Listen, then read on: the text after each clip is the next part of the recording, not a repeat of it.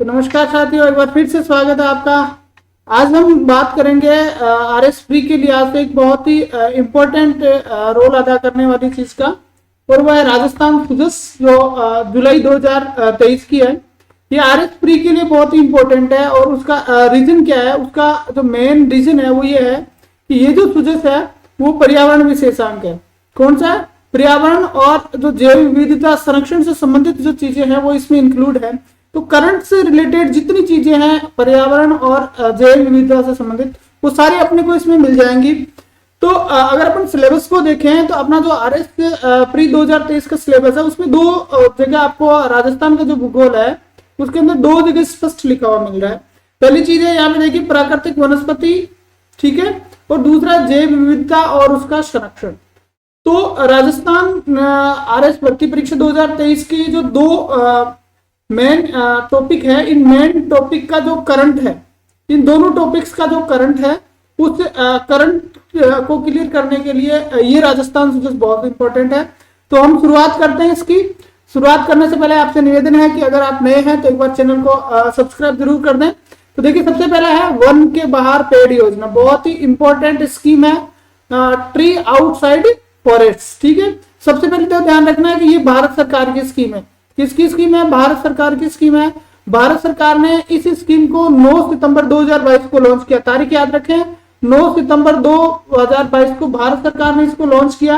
One के बाहर पेड़ योजना की जो वन क्षेत्र है उसके बाहर पेड़ लगाने हैं और लोगों को वन से बाहर पेड़ लगाने के लिए प्रोत्साहित करना है। ये तो भारत सरकार की बात होगी। अब इसमें क्या हुआ कि जो राजस्थान सरकार है, राजस्थान सरकार ने क्या किया कि बजट 2023-24 के अंदर इस चीज की घोषणा की कि राजस्थान सरकार भी टीओएफ लागू करेगी, यानी ट्री आउटसाइड फॉरेस्ट स्कीम को लागू करेगी। और इस स्कीम के तहत क्या किया जाएगा कि जो नागरिक हैं उन नागरिकों के सहयोग से वन क्षेत्र के बाहर का जो एरिया है उसमें 5 करोड़ पौधे लगाए जाएंगे। ये बहुत इंपॉर्टेंट चीज है, आपको यहां जरूर याद रखना है कि टीओएफ जो स्कीम है उसके तहत राजस्थान सरकार ने कितने पौधे लगाने का लक्ष्य रखा है, तो 5 करोड़ पौधे लगाए जाएंगे और वो वन क्षेत्र से बाहर के क्षेत्र में लगाए जाएंगे, नागरिकों के सहयोग से लगाए जाएंगे, ठीक है। सबसे पहले इसका क्रियान्वयन की अगर हम बात करें तो जैसा कि वन विभाग की योजना है तो इसका क्रियान्वयन भी वन विभाग ही करेगा। अब इसमें क्या होगा कि जो 5 करोड़ पौधे लगाए जाएंगे उनको दो भागों में डिवाइड किया गया है। जो 5 करोड़ पौधे लगाए गए हैं उनको दो भागों में डिवाइड किया गया है। पहले 6 माह के पौधे और दूसरे 12 माह के, दो प्रकार के पौधे वितरित किए जाएंगे। पहले जो पौधे हैं वो 6 माह के होंगे, दूसरे होंगे वो 12 माह के होंगे। 6 माह के पौधे हैं वो उनकी संख्या होगी 2 करोड़ और 12 महीने की जो संख्या वो होगी 3 करोड़। तो ये तो अगर अपन याद भी नहीं रखेंगे तो चलने वाली चीज है, लेकिन ये जरूर याद रखना कि इस योजना का टोटल जो टारगेट है वो कितना है, 5 करोड़, ठीक है। तो 6 महीने के 2 करोड़ और 12 महीने के 3 करोड़ पौधे इसमें लगाए जाएंगे। अब इसके लिए जो दर वितरण है, जो वितरण की जो दर है, पौधों की जो दर है वो भी महत्व रखती है कि ग्राम पंचायत जो है उनको 1 करोड़ पौधे वितरित किए जाएंगे। कितने पौधे वितरित किए जाएंगे? ग्राम पंचायतों को 1 करोड़। और ये पौधे जो होंगे वो जो पहले वाले किस्म यानी 6 माह वाले होंगे और 9 रुपए प्रति पौधे की दर से, 9 रुपए प्रति पौधे की दर से जो है वो वितरित किए जाएंगे। ध्यान रखना है ग्राम पंचायतों को टोटल पौधे वितरित किए जाएंगे 1 करोड़, ठीक है। और 6 माह के जो पौधे हैं, जो प्रथम किस्म के पौधे हैं वो किए जाएंगे और 9 रुपए दर वसूली जाएगी। इसके अलावा जो शहरी निकाय है उन शहरी निकाय को भी 1 करोड़ पौधे वितरित किए जाएंगे। इनको दूसरी प्रकार के पौधे दिए जाएंगे जिनकी जो कीमत है वो 15 रुपए वसूली जाएगी प्रति पौधे। तो इस तरह से 2 प्रकार की कीमतें हो गई। सबसे पहले ध्यान रखनी है कि कितने पौधे हो गए, 5 करोड़ पौधे हो गए। ग्राम पंचायतों को तो कितने देंगे, 1 करोड़, और शहरी निकाय को कितने देंगे अपन, 1 करोड़। ग्राम पंचायतों को 9 रुपए में मिलेंगे और शहरी निकाय को 15 रुपए में मिलेंगे। ये एक छोटी सी चीज अपने को याद रखनी है। शेष जो 3 करोड़ पौधे बच गए उनका क्या करेंगे? तो ये जो शेष 3 करोड़ जो पौधे बच गए वो जनाधार के माध्यम से, देखिए राजस्थान सरकार वर्तमान में कोई भी लाभ दे रही है तो वो एक ही प्लेटफॉर्म का यूज किया जा रहा है और वो प्लेटफॉर्म है जनाधार। तो जनाधार के माध्यम से 3 करोड़ जो पौधे हैं उनका डिस्ट्रीब्यूशन किया जाएगा सामान्य नागरिकों को, ताकि लोग जो है वो वन क्षेत्र से बाहर पौधारोपण कर सके। इसमें क्या होगा, इनकी जो दर होगी, अब यहाँ याद रखने वाली चीज है कि जो पंचायत और नगरीय निकाय, ग्राम पंचायत और नगरीय निकाय की हमने जो बात की पंचायत और नगरीय निकाय, इनको जो पौधे दिए जाएंगे उनकी रेटें अलग है। पंचायत को हमने बात की 9 रुपए में दिया जाएगा और नगरीय निकाय को जो पौधे दिए जाएंगे वो 15 रुपए में दिए जाएंगे, ठीक है। लेकिन जो सामान्य नागरिकों को जो दिए जाएंगे, जो 3 करोड़ पौधे दिए जाएंगे, उनमें अगर डिमांड 1 से लेकर 10 है, जैसे नागरिक 10 पौधों तक डिमांड कर रहा है तो 2 रुपए प्रति पौधे दिया जाएगा, ठीक है। अगर 11 से 50 तक डिमांड कर रहा है तो 5 रुपए प्रति पौधा दिया जाएगा, और अगर 51 से 200 तक कर रहा है तो 10 रुपए प्रति पौधा दिया जाएगा। ये तो छोटी सी एक रेट का आपको ध्यान रखना है कि अगर जो नागरिकों को जो डिस्ट्रीब्यूट किए जाएंगे उसमें अगर 1 से 10 तक की डिमांड है तो 2 रुपए पर एक पौधे के लिए जाएंगे, अगर 11 से 50 तक की डिमांड है तो 5 रुपए लिए जाएंगे, और अगर 51 से 200 तक की डिमांड है तो 10 रुपए प्रति पौधे जो है वो राशि उनसे वसूल की जाएगी। अब आपको यहाँ पे ध्यान क्या रखना है, यहाँ पे जो मेन ध्यान रखने वाली जो मोस्ट बात है वो ये है, प्रश्न यहाँ से उठ सकता है कि व्यक्तिगत लाभार्थियों को अधिकतम कितने पौधे दिए जाएंगे। तो अब जैसा कि अपने रेट देखिए ऊपर कि 51 से 200, तो एक व्यक्ति को अधिकतम यानी एक जन आधार पे, व्यक्ति नहीं, यहाँ पे एक जन आधार के आधार पे दिए जा रहे हैं, तो एक जन आधार पे जो है वो अधिकतम कितने पौधे देगी राजस्थान सरकार, 200 पौधे देगी, और प्रति पौधे कितने रुपए वसूल किए जाएंगे, जैसा कि अपन ने देखा कि 200 पौधे लेने पे 10 रुपए प्रति पौधे वसूल किए जाएंगे। तो ये आपको थोड़ा सा ध्यान रखना है कि अधिकतम जो पौधे हैं उनकी संख्या कितनी है, 200 है। अब देखिए ये तो व्यक्तिगत चीजें होगी। अब कुछ संस्थाएं हैं जो बड़े स्तर पे पौधारोपण करती है, कुछ संस्थाएं हैं जो बड़े स्तर पे पौधारोपण करती है, उन संस्थाओं को अधिक संख्या में पौधे वितरित किए जाएंगे और उसमें उनको विशेष छूट दी जाएगी। विशेष छूट किस में दी जाएगी, जैसे अपन ने कहा था ना कि 6 माह के और 12 माह के पौधे अलग अलग हैं, तो उन अलग अलग पौधों की, जैसे इसकी 9 रुपए दर थी और इसकी 15 रुपए दर थी, तो ये जो दर है इस दर में से इनको छूट दी जाएगी। कि अगर कोई संस्था 5000 से अधिक पौधे क्रय करना चाहती है, अगर कोई संस्था 5000 से अधिक पौधे क्रय करना चाहती है तो 50,000 से लेकर 2 लाख तक अगर वो क्रय करती है तो उसको टोटल जो राशि बनेगी उस राशि में 50% की छूट दी जाएगी, किसको, संस्था को। इसी तरह से अगर 2 लाख से अधिक वो खरीदती है तो 75% की छूट दी जाएगी। ये छूट आपको ध्यान रखनी, ये मोस्ट है कि यदि कोई संस्था 50,000 से लेकर 2 लाख तक के पौधे खरीदती है तो फिर उसको 50% छूट दी जाएगी, और अगर 2 लाख से अधिक पौधे खरीदती है तो उसको 75% छूट दी जाएगी। इसके साथ साथ यहाँ एक डेटा और दिया गया है जो परीक्षा की दृष्टि से महत्वपूर्ण है कि 17 जुलाई 2023 तक जो है वो राजस्थान सरकार ने 50 लाख पौधों का वितरण इस योजना के तहत कर दिया गया। ये मोस्ट माने, क्योंकि इस तरह के डेटा जो पूछे जाते हैं तो सिर्फ सुजस में मिलते हैं, ठीक है। तो 17 जुलाई 2023 तक ये जो स्कीम है, इस स्कीम के तहत 50 लाख पौधों का वितरण राजस्थान सरकार द्वारा अब तक किया गया। तो ये थी वन के बाहर पेड़ योजना। सामान्य तौर पर अगर हम देखें तो ये जो स्कीम है, इस स्कीम को अगर साधारण तौर पर अगर हम बात करें तो ये स्कीम जो है वो 9 सितंबर 2022 को लागू हुई, ठीक है। और राजस्थान सरकार का जो बजट है, राजस्थान का जो बजट है कौन सा, 2023-24, इस 23-24 में इसके लिए अलग से घोषणा की गई, और राजस्थान सरकार कितने पौधे लगाएगी, 5 करोड़ पौधे इसमें लगाएगी। पंचायत जो है उन पंचायतों को दिए जाएंगे 1 करोड़, और इसको क्या बोलते हैं अपने नगरीय निकाय को दिए जाएंगे 1 करोड़। ये 9 रुपए में दिए जाएंगे और ये 12 रुपए में दिए जाएंगे। एक व्यक्ति को अधिकतम 200 पौधे दिए जाएंगे, संस्थाओं को 50% और 75% की छूट का अलग अलग प्रोविजन है। ये 4-5 फैक्ट जो है वो आप अलग से इनको ध्यान रखें ताकि परीक्षा की दृष्टि से यही इसमें महत्वपूर्ण चीजें हैं, ठीक है। नेक्स्ट में हम चलते हैं राजस्थान में वन्य जीव संरक्षण। राजस्थान में वन्य जीव संरक्षण के लिए क्या क्या प्रयास किए जा रहे हैं जो इस सुजस में मिले अपने को। सबसे पहले हम बात करेंगे टाइगर रिजर्व की। तो आपको महत्वपूर्ण चीज, बहुत ही मोस्ट इंपोर्टेंट है, नया बनाया अभी एक, तो इसलिए ध्यान रखना है कि वर्तमान में राजस्थान में टाइगर रिजर्व कितने हैं, 5 टाइगर रिजर्व है। ये संख्या याद रखने की जरूरत नहीं है। रणथंभौर टाइगर रिजर्व है पहला, दूसरा सरिस्का है, तीसरा मुकुंदरा हिल्स है, चौथा रामगढ़ विस्तारी है, और सबसे मोस्ट जो है वो अभी है धौलपुर करौली टाइगर रिजर्व। अभी इसका नोटिफिकेशन जारी हुआ है, तो इसको आप विशेष तौर से याद रखें। 5 टाइगर रिजर्व है, उसमें नवीनतम टाइगर रिजर्व कौन सा है, धौलपुर करौली टाइगर रिजर्व। सबसे पहले रणथंभौर, फिर सरिस्का, फिर मुकुंदरा हिल्स, फिर रामगढ़ विस्तारी, और अभी जो नया बना है नवीनतम जो पूछा जाए तो धौलपुर करौली टाइगर रिजर्व जो है वो नई नवीनतम टाइगर रिजर्व है। आगे इन्होंने बताया कि 2019 से अब तक लेकर जो संरक्षित क्षेत्र है कंजर्वेशन रिजर्व है उसमें 1826.34 वर्ग किलोमीटर की वृद्धि की गई है। 2019 से लेकर अब तक जो संरक्षित क्षेत्र है उसमें 1826.34 कितनी 1826.34 वर्ग किलोमीटर की वृद्धि की गई है। इसके अलावा जैव विविधता संरक्षण की जो प्रयास है उसमें देखिए पिछली बार इस टाइप का क्वेश्चन आ चुका है, तो विशेष तौर से ध्यान रखें। टोटल राष्ट्रीय उद्यान जो है वो राजस्थान में कितने हैं? राजस्थान में टोटल राष्ट्रीय उद्यानों की संख्या है 3।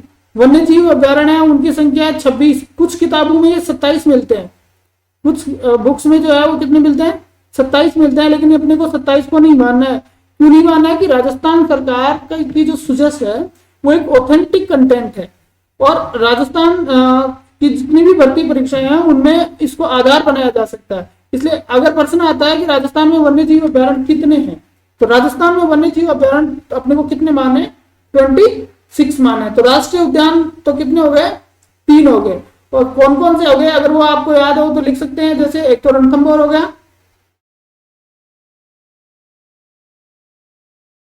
दूसरा हो गया आपका क्या बोलते हैं इसको, केवलादेव, जिनका आगे हम डिटेल में जिक्र करेंगे, और तीसरा हो गया मुकंदरा। ठीक है, तो ये 3 तो हो गए राजस्थान में राष्ट्रीय उद्यान, 26 हो गए वन्य जीव अभ्यारण्य, और 27 हो गए कंजर्वेशन रिजर्व। पिछली बार क्वेश्चन आया था Beed conservation sorry Gogelao conservation reserve कहाँ है, तो अब की बार संख्या पूछी जा सकती है क्योंकि अभी बहुत सारे कंजर्वेशन रिजर्व बने हैं। ठीक है, पिछली बार जब RSP की एग्जाम हुई उस टाइम टोटल 14 कंजर्वेशन रिजर्व थे, और अब की बार 14 से में 13 और जुड़ गए, तो टोटल हो गए कितने? 27 कंजर्वेशन रिजर्व हो गए। और सबसे जो नवीनतम है उसको आपको याद रखना है, बांज आमली। क्या नाम है? बांज आमली, राजस्थान का नवीनतम कंजर्वेशन रिजर्व। और अगर इसका जिला आप याद रखना चाहिए तो 12 जिले में बांज आमली कंजर्वेशन रिजर्व है राजस्थान का नवीनतम, राजस्थान का नवीनतम कंजर्वेशन रिजर्व है बांज आमली, जो कहां पे है? 12 जिले में है, याद रखना है। बांज आमली कहां पे है? 12, बांस से भी 12 और बांस से भी 12। अब उसके बाद में कंजर्वेशन रिजर्व कितने हो गए? संख्या 27। प्रोजेक्ट टाइगर की हमने बात कर ली, 4 पहले थे और एक नया अभी बनाया, कौन सा? धौलपुर वाला। तो धौलपुर वाले को विशेष तौर से याद रखें, नवीनतम टाइगर रिजर्व है। इसके अलावा राजस्थान में जैव विविधता संरक्षण के लिए राजस्थान सरकार ने वन नीति 2023 जारी की है। वन नीति 2023 जारी की है, जिसको अपन बाद में डिटेल में पढ़ेंगे। 5 जून 2023, आप तारीख याद रख सकते हैं। 5 जून 2023 को, 5 जून को क्या मनाया जाता है? विश्व पर्यावरण दिवस। क्या मनाया जाता है? विश्व पर्यावरण दिवस। विश्व पर्यावरण दिवस मनाया जाता है 5 जून को। तो 5 जून 2023 को राजस्थान सरकार ने जारी करी है क्या? Rajasthan forest policy, Rajasthan one नीति। तारीख याद रखें, 5 जून 2023। ये जो नीति है, जो 2023 की वन नीति है, ये 2010 में जो राजस्थान की फॉरेस्ट पॉलिसी इश्यू हुई थी उस 2010 की फॉरेस्ट पॉलिसी का स्थान लेगी। इसके साथ साथ राजस्थान सरकार ने इको टूरिज्म पॉलिसी 2021 भी जारी की है, जुलाई 2021 में जारी की थी इको टूरिज्म पॉलिसी। ठीक है, तो ये राजस्थान सरकार में जो है वो जैव विविधता संरक्षण के विशेष प्रयास एक बार फिर से रिव्यू करते हैं। राष्ट्रीय उद्यानों की संख्या 3 है, वन्यजीव अभ्यारण्य 26 है, कंजर्वेशन रिजर्व जो है उनकी संख्या 27 है। प्रोजेक्ट टाइगर पहले 4 थे, अब एक बन गया, कौन सा बना? Dholpur tiger reserve. तो टोटल हो गए कितने? 5। और राजस्थान वन नीति 2023 जो है, जो 2010 का स्थान लगी, वो कब लागू हुई? 5 जून 2023 को। 5 जून 2023 को लागू हुई। इसी तरह से इको टूरिज्म पॉलिसी भी सरकार के द्वारा जारी की गई है, जिसका उद्देश्य जो है वो स्थानीय लोगों की आय को बढ़ाना और साथ साथ वन और पर्यावरण का संरक्षण करना भी है। ये भी आप याद रख सकते हैं, जुलाई 2021 में ये लागू हुई थी। ठीक है, नेक्स्ट में हम चलते हैं। अब जो माननीय मुख्यमंत्री महोदय हैं, CM साहब जो हैं, उन्होंने कुछ नवीन लोकार्पण किए पिछले महीने में, यानी जुलाई में। तो उसमें आपको याद रखना है कि यहाँ पे कुछ जो लोकार्पण थे वो बहुत ही महत्वपूर्ण थे पर्यावरण की दृष्टि से। तो पहला था जयसमंद में वन्य जीव सफारी। देखिए अभी मैंने एक दिन देखा था किसी कोचिंग के जो क्या बोल सकते हैं अपन टेस्ट पेपर थे प्री के, उसके अंदर ये क्वेश्चन भी उन्होंने पूछ रखा था, तो बहुत इंपॉर्टेंट हो जाता है। जयसमंद में वन्य जीव सफारी, जयसमंद का है उदयपुर में, ये चीज ध्यान रखनी है कि हाल ही में कहाँ पे वाइल्ड लाइफ सफारी की शुरुआत की गई है, तो उदयपुर के जयसमंद में। जयसमंद झील जो है ना, राजस्थान की सबसे बड़ी मीठे पानी की झील जयसमंद झील, उसके अंदर जो है वो उसके पास में वन्य जीव अभ्यारण्य है, वहां जयसमंद वन्य जीव अभ्यारण्य, जिसके अंदर सीएम माननीय जो अशोक जी गहलोत हैं उन्होंने इसकी शुरुआत की है। ठीक है, और इसके साथ साथ अगर आप एक बार याद रखें तो बीड जो कंजर्वेशन रिजर्व है,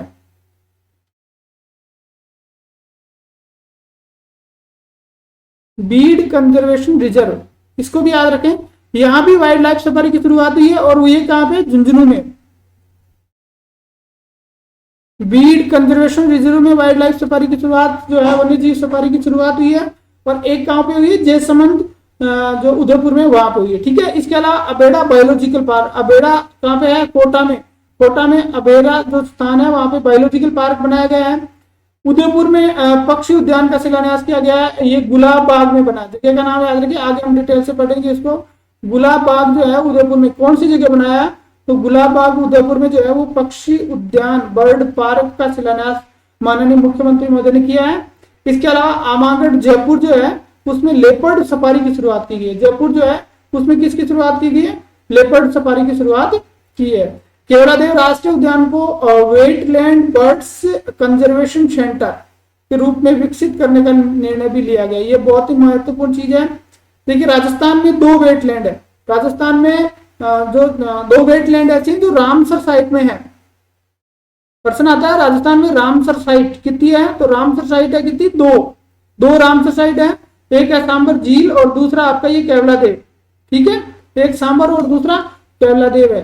ठीक है, तो यहाँ कहा गया है कि केवलादेव जो राष्ट्रीय उद्यान है, उस केवलादेव राष्ट्रीय उद्यान को वेटलैंड बर्ड्स कंजर्वेशन सेंटर के रूप में विकसित किया जाएगा। तो प्रश्न डायरेक्ट बनता है यहाँ से कि वेटलैंड, राजस्थान के किस अभ्यारण्य को या किस स्थान को वेटलैंड बर्ड्स कंजर्वेशन सेंटर के रूप में विकसित करने का निर्णय लिया गया, तो वो कौन सी जगह है, वो है केवलादेव राष्ट्रीय उद्यान। क्योंकि राजस्थान में 2 रामसर साइट है, रामसर साइट की हमने बात की, डिटेल में हम यहाँ पर डिस्कस नहीं करेंगे इसको।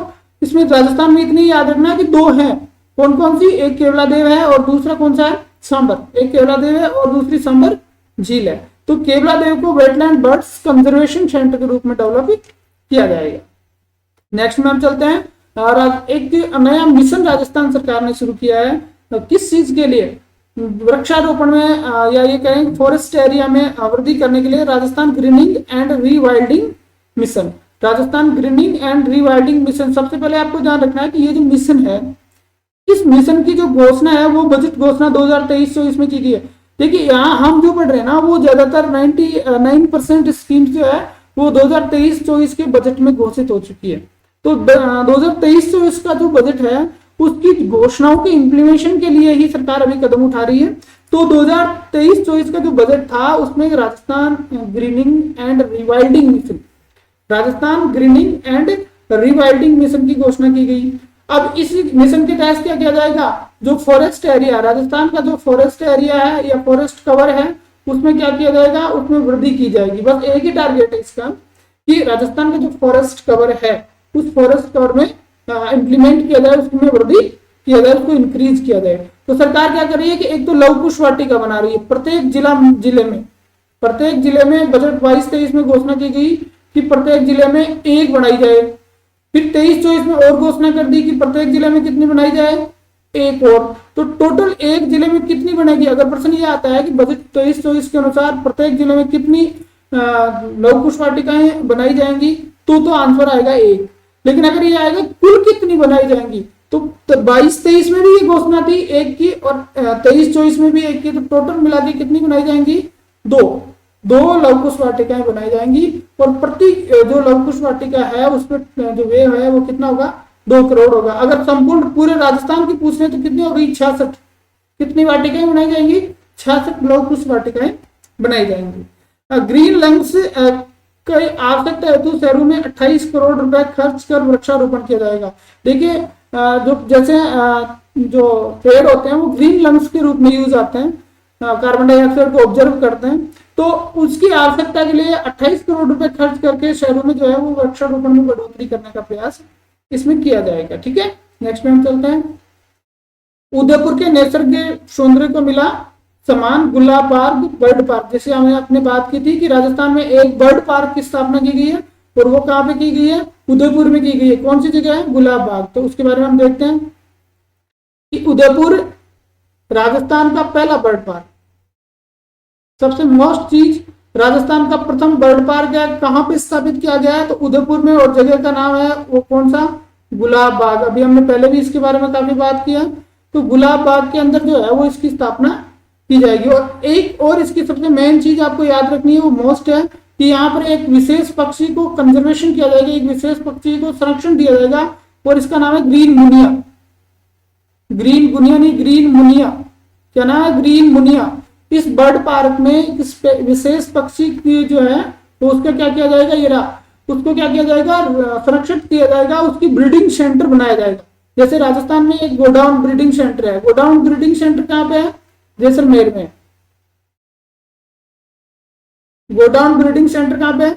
जैसलमेर में। इसी तरह से ग्रीन मुनिया जो है, ग्रीन मुनिया एक चिड़िया होती है, एक प्रकार की चिड़िया है। इस चिड़िया के लिए राजस्थान सरकार जो है वो ब्रीडिंग सेंटर बनाएगी, प्रजनन केंद्र बनाएगी, जो कहाँ पे बनाया जाएगा? इस बर्ड पार्क में बनाया जाएगा, जो राजस्थान का प्रथम बर्ड पार्क है, और वो कहाँ पे है? उदयपुर के गुलाब बाग में।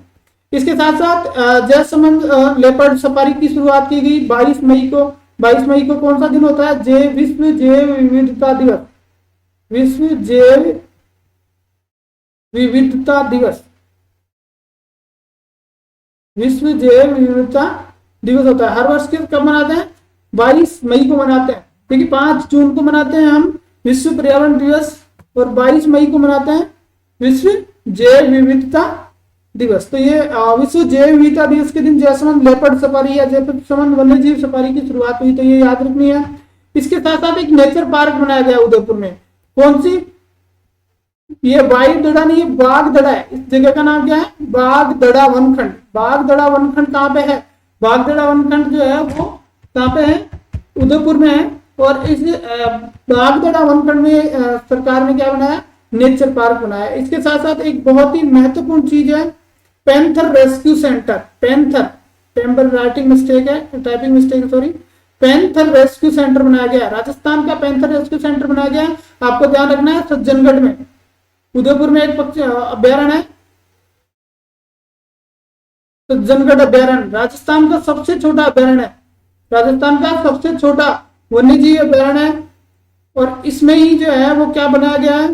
पैंथर रेस्क्यू सेंटर बनाया गया कि पैंथर जो है वो बीमार पड़ जाते हैं या और कोई आपस में संघर्ष के कारण उनको जो हानि होती है, तो उनको रेस्क्यू करने के लिए एक सेंटर की यहाँ आवश्यकता थी। यहाँ पैंथरों की संख्या भी ज्यादा थी, इसलिए सरकार ने नवीनतम पैंथर रेस्क्यू सेंटर का उद्घाटन किया है। और वो कहाँ पे किया है? याद रखना आपको, सज्जनगढ़ अभ्यारण्य। कहाँ पे? उदयपुर में। और राजस्थान का सबसे छोटा अभ्यारण्य है। क्षेत्रफल की दृष्टि से राजस्थान का सबसे छोटा अभ्यारण्य भी ये है। सबसे बड़ा है वो जैसलमेर वाला है। तो राजस्थान का सबसे छोटा अभ्यारण्य है सज्जनगढ़, जिसके अंदर panther rescue centre, panther rescue centre, एक बार फिर से याद रखें। देखिए, उदयपुर में गुलाब बाग में क्या बनाया गया है? गुलाब बाग में बनाया गया राजस्थान का प्रथम बर्ड पार्क, प्रथम बर्ड पार्क। इसके साथ साथ 22 मई को जयसमंद लेपर्ड सफारी की शुरुआत की गई है।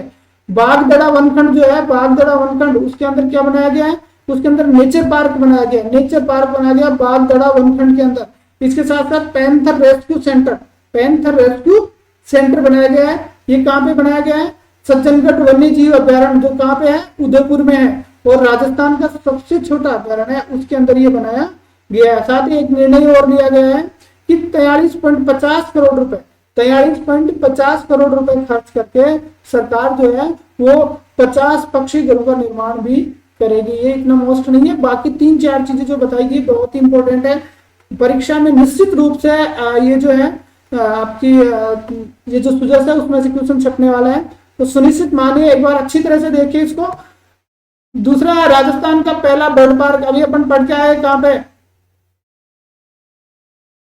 गुलाब बाग। और वो कहाँ पे है? उदयपुर में। अब इसके बारे में पूरी डिटेल दी गई है ठीक है। तो 12 मई 2022 को इसका उद्घाटन कब हुआ, शिलान्यास कब हुआ है ना, मुख्यमंत्री महोदय ने इसको कब समर्पित किया, तो 12 मई 2022 को किया। गुलाब सागर उदयपुर जो है, गुलाब बाग भी बोलते हैं, वहां पे इसका किया गया। इसकी जो लागत है वो 11.5 करोड़, 11.5 करोड़ रुपए, 11.50 करोड़ की लागत से बनेगा। 3.85 हेक्टेयर क्षेत्रफल में इसका निर्माण किया जा रहा है। और सबसे मेन चीज ये है कि इसमें 28 प्रकार की प्रजातियों के जो पक्षी है वो रखे जाएंगे, जिसमें ऑस्ट्रेलियन भी होंगे, अफ्रीकन भी होंगे और अमेरिकन भी होंगे। तो एक बार फिर से देखिए, राजस्थान का पहला बर्ड पार्क, बहुत ही महत्वपूर्ण चीज, 12 मई 2022 को गुलाब सागर उदयपुर में हुआ। 11.5 करोड़ रुपए की लागत से 3.85 हेक्टेयर क्षेत्रफल पे किया जाएगा और 28 प्रकार की प्रजातियां इसमें यहाँ निवास करेंगी, जिसमें ऑस्ट्रेलियन भी होंगे, अफ्रीकन भी होंगे, अमेरिकन भी होंगे। और सबसे मोस्ट जो चीज मैंने आपको पहले बताई थी, वो एक चिड़िया को यहाँ ब्रीडिंग सेंटर बनाया जाएगा और उसका नाम क्या है, ग्रीन मुनिया। ग्रीन मुनिया का क्या बनाया जाएगा यहाँ पे, ब्रीडिंग सेंटर, ग्रीन मुनिया का ब्रीडिंग सेंटर बनाया जाएगा, ये याद रखना है। ठीक है, तो ये हो गया अपना बर्ड पार्क। नेक्स्ट में हम चलते हैं चंबल हेरिटेज रिवर फ्रंट।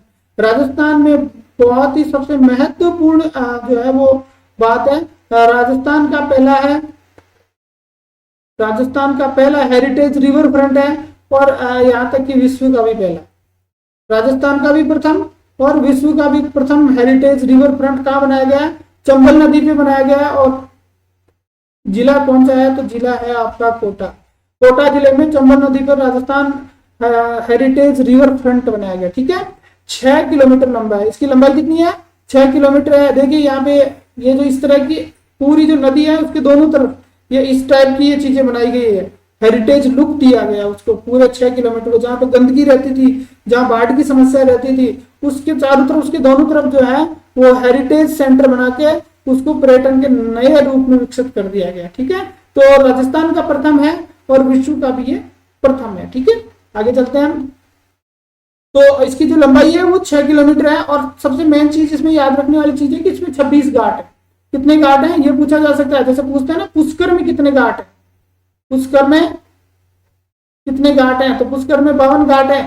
ठीक है, उसी तरह से इसमें आधे हैं, पुष्कर से आधा, यदि पुष्कर जाने में जितना आपको पुण्य मिलता है उससे आधा यहाँ भी मिल जाएगा, यही बात हुई। ठीक है, तो 52 घाट इसमें बनाए गए, सॉरी 26 घाट इसमें बनाए, 52 पुष्कर में है। और इसको जो पूरा एरिया है उसको 2 जोन में बांटा गया, पूर्वी जोन और पश्चिमी जोन। अब देखिए यहाँ पे क्या क्या चीजें हैं। ये जो हेरिटेज रिवर फ्रंट बनाया गया है, इस हेरिटेज रिवर फ्रंट में कौन कौन सी चीजें जो है वो अपने को यहाँ देखने को मिलेंगी, तो उनके बारे में एक एक करके जो मेन चीजें यहाँ पे हैं उनके बारे में हम यहाँ डिस्कस करेंगे।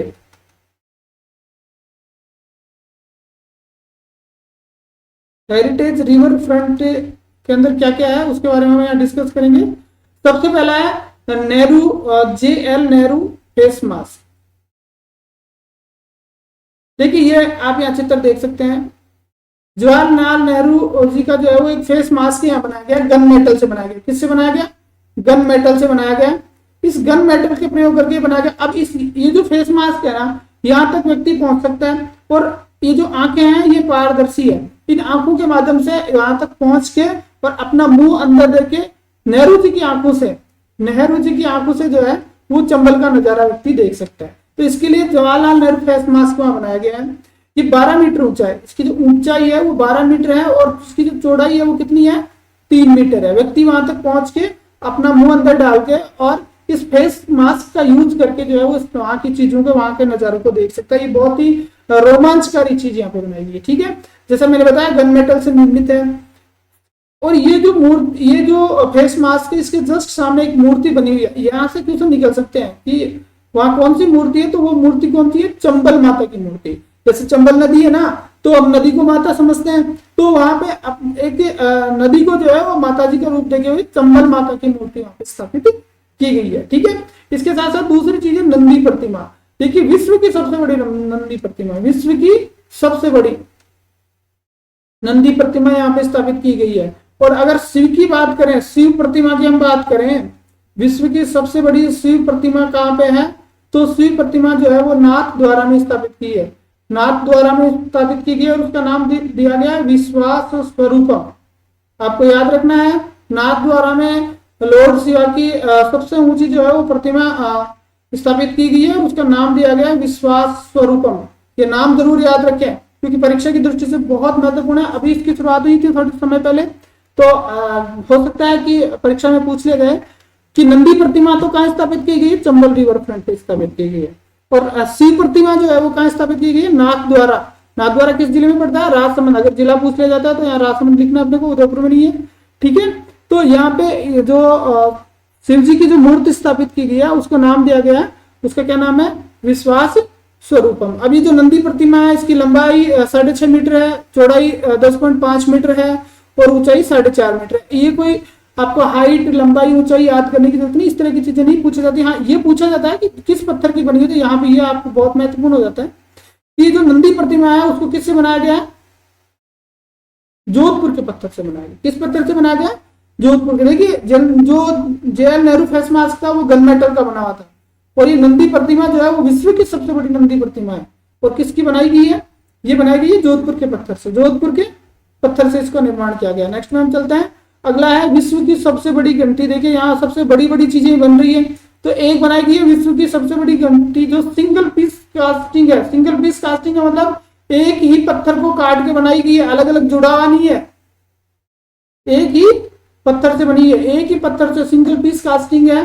30 फीट जिसकी ऊंचाई है, विश्व की सबसे बड़ी है ना, और 28 फीट जिसकी चौड़ाई है। और इसका जो वजन है वो कितना है, 72 टन है। याद रखने की कोई जरूरत नहीं है, इतना कोई ज्यादा पूछा नहीं जाता, लेकिन आप ये जरूर याद रखें कि अष्ट धातु से निर्मित है। कई बार स्टेटमेंट आ जाता ना, तो ये अष्ट धातु से बनी हुई है। किसकी बनी हुई है, अष्ट धातु की बनी हुई है, ठीक है। और इसका जो पेंडुलम है ना वो भी ज्वाइंट वाला है, इसमें भी अलग से ये नहीं है। तो कहने का मतलब सिंगल पीस कास्टिंग की जो हमने बात करी कि एक ही पत्थर से बनी है ना ये, तो एक ही पत्थर से बनी है, तो उसमें क्या हुआ कि इसका जो पेंडुलम, जो लटका जिसको हिलाते हैं अपन, जिससे घंटी को बजाते हैं, वो भी उसी पत्थर से बना हुआ है, वो भी ज्वाइंट का नहीं है, उसमें भी कोई ज्वाइंट नहीं है। और ऐसी जो मूर्तियां वो चीन और रूस में है, लेकिन वो इससे क्या है, छोटी है। तो राजस्थान में जो ये मूर्ति बनी है विश्व की सबसे बड़ी घंटी जो बनी है, इसकी जो आयु है वो अनुमानित आयु है वो कितनी मानी जाती है, इसकी अनुमानित आयु 5000 वर्ष मानी जा रही है, कि लगभग 5000 वर्ष तक ये जो है वो बिल्कुल जैसा है वैसे की वैसे रहेगी,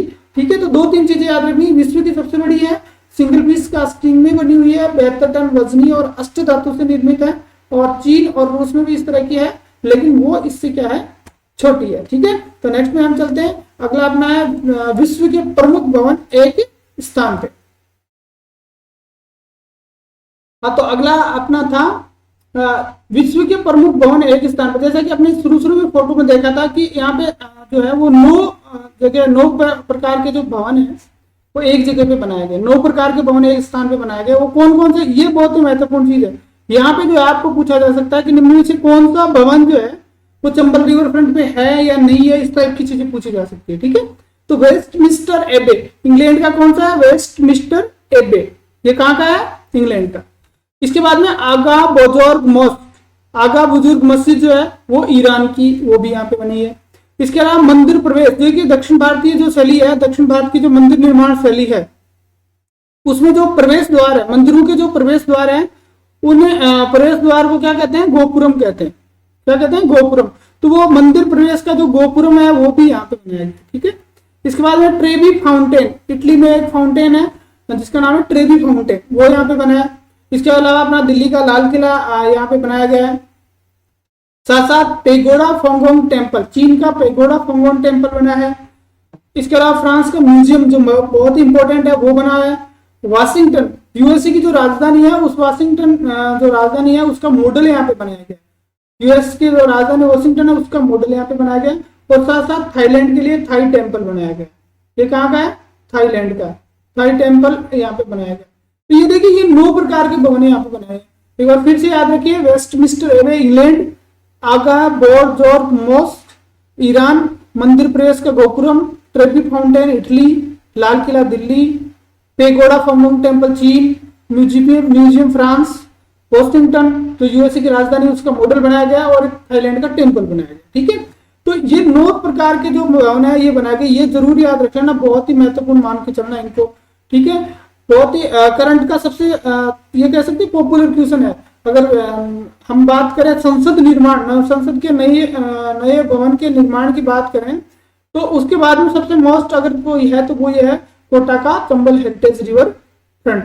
और सबसे मेन चीज ये है कि यहाँ पे एक रेस्टोरेंट बने, ये जितनी भवन बनाए गए हैं उनमें रेस्टोरेंट बने हैं। और ये जो रेस्टोरेंट बनाए गए हैं, ये सारे के सारे जो रेस्टोरेंट बनाए गए हैं, इन रेस्टोरेंट में उन्हीं के अनुसार खाना मिलेगा।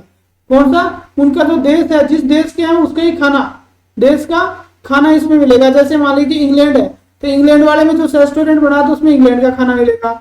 ईरान वाले में तो ईरान का मिलेगा। अगर अपन गोपुरम की बात करें तो दक्षिण भारत के में जो खाना है उसका वैसा मिलेगा।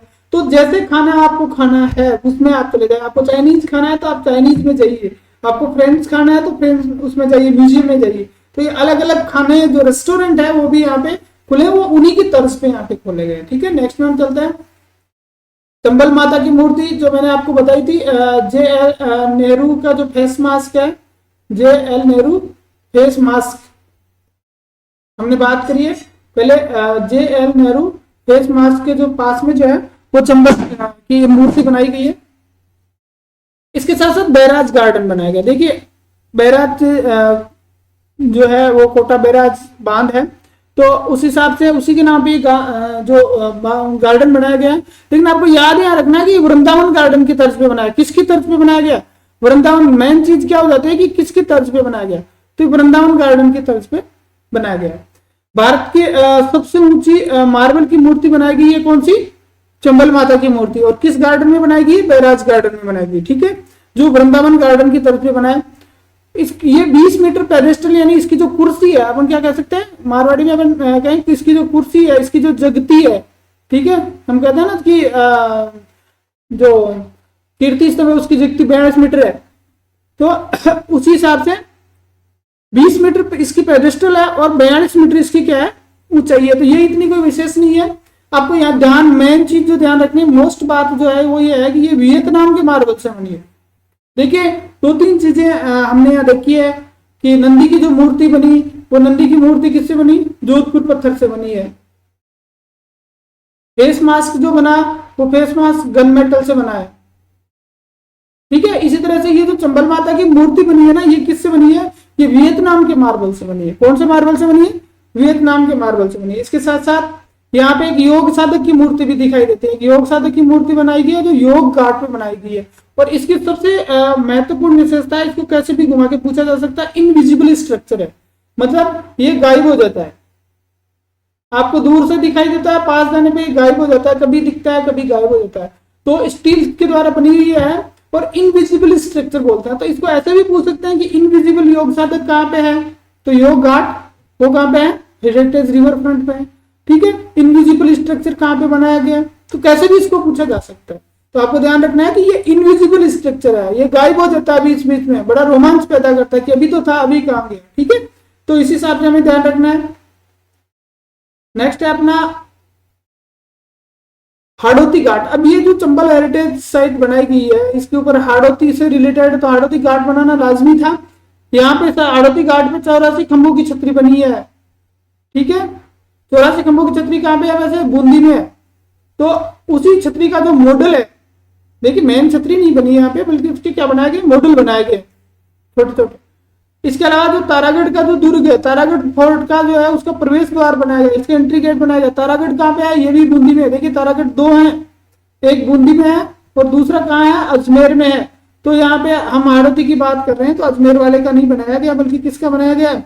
ये बनाया गया है किसका? बूंदी वाले जो फोर्ट है उसका प्रवेश द्वार बनाया गया है। इसके साथ साथ पन्ना दाई और हाड़ी रानी की मूर्ति बनाई गई। ये महत्वपूर्ण चीज है, ये आप ध्यान रखें कि प्रश्न ऐसे हो सकता है कि जो चंबल हेरिटेज रिवर फ्रंट है उस पे कौन सी 2 महिला वीरांगनाओं की जो है वो मूर्ति बनाई गई है? तो पन्ना दाई और हाड़ी रानी, पन्ना दाई और हाड़ी रानी की दोनों की मूर्ति बनी है। तो हाड़ौती घाट पे इससे संबंधित सारी चीजें हो गई। 84 खंभों की छतरी, तारागढ़ फोर्ट का प्रवेश द्वार, ठीक है, और पन्ना दाई और हाड़ी रानी की मूर्ति इसमें बनी हुई है। इसके अलावा यहाँ पे एक राजस्थानी घाट बनाया गया। अब देखिए राजस्थानी घाट बनाया गया, इसका मतलब राजस्थान से के जो विविध जो रंग है वो उसमें दिखाए गए। तो जैसे हवा महल, सरगासूली, घंटाघर, यहाँ के किले, महल और सबसे मेन यहाँ की ऊंट की प्रतिमा, ये जो है वो कहाँ पे बनाया गया? राजस्थानी घाट पे बनाया गया। ऊंट की प्रतिमा को आप मोस्ट मानिए। देखिए ऊंट की प्रतिमा एक जगह और भी बनाई गई है जो राजस्थान की सबसे ऊंची है, यानी ये राजस्थान की सबसे बड़ी ऊंट की प्रतिमा राजस्थान की सबसे बड़ी ऊंट की प्रतिमा जो है वो बनाई जा रही है, कहां पे बनाई गई? पुष्कर में। कहां पे बनाई जा रही है? पुष्कर में बनाई जा रही है। राजस्थान की सबसे बड़ी ऊंट की प्रतिमा कहां बनाई जा रही है? पुष्कर में बनाई जा रही है। लेकिन राजस्थानी घाट जो बनाया गया ना यहाँ पे, कहां पे? चंबल हेरिटेज रिवर फ्रंट पे, उसमें भी इसकी प्रतिमा का निर्माण किया गया। एक यहाँ पे रामपुरा घाट बनाया गया। इस रामपुरा घाट के अंदर विष्णु के 10 अवतारों की प्रतिमा को दिखाया गया, और एक अवतार जो अभी तक हुआ ही नहीं, उसका नाम क्या है? कल की अवतार। ये कलयुग में होने वाला अवतार है विष्णु का। विष्णु का 10वां अवतार कल की अवतार कहलाता है, जो कलयुग में होना है। ठीक है, तो इस 10वें अवतार की प्रतिमा भी यहाँ पे बनाई गई है, ये भी यहाँ पे देखने को मिलेगा। इसके अलावा साहित्य घाट बनाया गया। साहित्य घाट को आपको याद रखना है कि बांसवाड़ा के पत्थर से निर्मित है। कौन से पत्थर से निर्मित है? बांसवाड़ा के पत्थर से निर्मित है, और ये पुस्तक के आकार में बनाया गया। सबसे मेन चीज ये है कि साहित्य घाट नाम है ना, तो इसलिए पुस्तक के आकार में बनाया गया। बांसवाड़ा के पत्थर से इसको बनाया गया है। ठीक है, इसके अलावा सिंह घाट बनाया गया। इस सिंह घाट में 9 शेर बनाए गए, एक साथ 9 शेरों की प्रतिमा बनाई गई है, जो नदी को निहारते हुए दिखाई देते हैं, जो नदी को निहारते हुए दिखाई देते हैं। इसका साथ साथ गीता घाट बनाया गया है। ये जो गीता घाट है उसमें गीता के श्लोक लिखे हुए हैं। ठीक है, तो ये अलग अलग हड़ौती घाट, राजस्थानी घाट, रामपुरा घाट, साहित्य घाट, सिंह घाट, गीता घाट, तो ये अलग अलग घाट बनाए गए। टोटल घाट कितने बनाए गए? 26। हमने पहले स्टार्ट में ही बात कर ली है कि टोटल कितने घाट बनाए गए? 26। उसमें से ये मोस्ट जो घाट थे उनका अध्ययन अपन ने इसमें किया है। तो आपको याद रखना है कि कौन सा घाट है। टोटल कितने? 26 है। टोटल कितने घाट है? 26 है। तो किस घाट पे क्या बना हुआ है, किस घाट में क्या बना हुआ है, ये चीज अपने को याद रखनी है। ठीक है, तो एक बार फिर से अपन आते हैं अपने वाइल्ड लाइफ कंजर्वेशन में। तो यहाँ हम बात करेंगे सरिस्का। सरिस्का में क्या क्या सरकार कर रही है, क्या हुआ है, वो सारी चीजें इसमें दी हुई है। देखिए, सबसे पहले यहाँ बाघों की संख्या बहुत ही महत्वपूर्ण चीज है। अभी बाघ गणना हुई है, तो उस दृष्टि से ये बहुत ही इंपॉर्टेंट हो जाता है कि बाघों की संख्या जो सरिस्का में कितनी है? 30 है। एक बार ऐसा हुआ था जब एक भी नहीं बचा था, वर्तमान में वहां पे 30 है। इसके साथ साथ 345 प्रकार के पक्षियों की प्रजातियां यहाँ पे पाई जाती है। कितनी? 3, 4, 5, 345 प्रकार के पक्षियों की प्रजातियां यहाँ पे पाई जाती है। अब इस सरिस्का के अंदर क्या क्या चीजें हैं वो यहाँ पे दी गई है। एक तो है सिलिसेट झील है। सिलिसेट क्या है?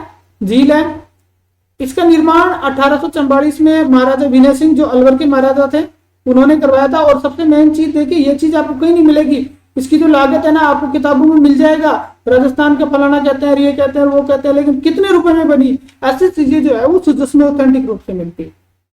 ठीक है, ऐसी चीजें सुजस में ऑथेंटिक रूप से मिलती है।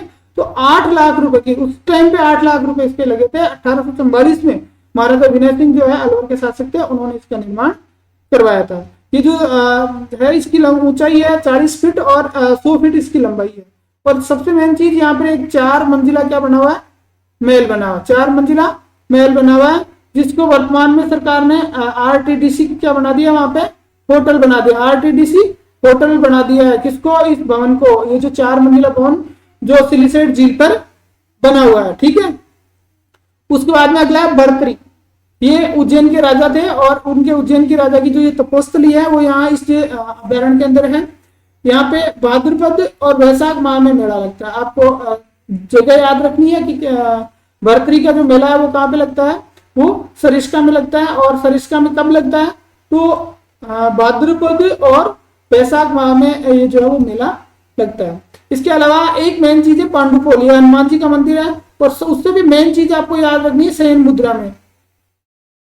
देखिए, हमेशा जहां भी हम देखते हैं हनुमान जी बैठे हुए दिखाई देते हैं, लेकिन मेन चीज यहाँ पे क्या है कि पांडुपोल में जो हनुमान जी है वो शयन मुद्रा में सोए हुए हनुमान जी और उनकी सोई हुई मूर्ति की पूजा की जाती है। तो भाद्रपद में इसका मेला, यहाँ पे हनुमान जी का मेला कब लगता है? भाद्रपद में हनुमान जी का मेला लगता है। ठीक है, तो नेक्स्ट में हम चलते हैं। अगला अपना है भानगढ़। यहाँ पे देखिए, ये जिसको कहते हैं भूता शहर कह सकते हैं, भूता शहर इसको कह सकते हैं। ये महत्वपूर्ण पर्यटक स्थल है। और जो भगवान दास जो है वो कहाँ के शासक थे? जयपुर के शासक, या ये कह सकते हैं कि उस टाइम तो आमेर के शासक थे। इन्होंने जो है इसका निर्माण करवाया था। इस भानगढ़ का निर्माण कराया था। कहते हैं कि एक साधु के श्राप के कारण एक ही दिन में ये शहर उजड़ा था। और आज भी लोग वहां पे जो है उसको भूता शहर कहते हैं। रात के समय वहां कोई नहीं रुकता, तो आज भी वहां पे लोग जो है वो देखने के लिए जाते हैं। तो ये बहुत ही महत्वपूर्ण पर्यटक स्थल वहां पे है। इसके अलावा ताल वृक्ष है। अब इस ताल वृक्ष में आपको ध्यान रखना है कि एक ऋषि जो है उन्होंने यहाँ पे तपस्या की थी, मांडव्य ऋषि की तपस्थली। इस तरह से प्रश्न पूछा जा सकता है कि ये मांडव्य ऋषि की तपस्थली है। बानगढ़ का चित्र अगर आप देखना चाहें तो ये बानगढ़ है। यहाँ पे देखिए पूरा शहर, पूरा किला सब बना हुआ है।